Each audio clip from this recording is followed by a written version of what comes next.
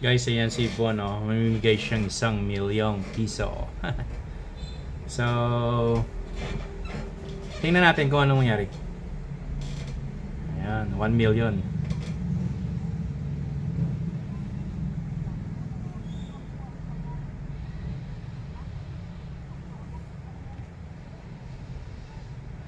So, let's help him get 10 million subscribers.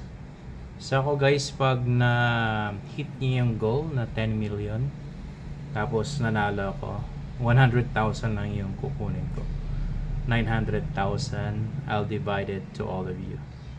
So, ano na lang, 90 winners of 10,000 each. So, ipaparaffle ko yun. So, ganun lang.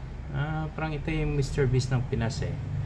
So, yan, pag na-reach yung goal, ni Bon or Donna,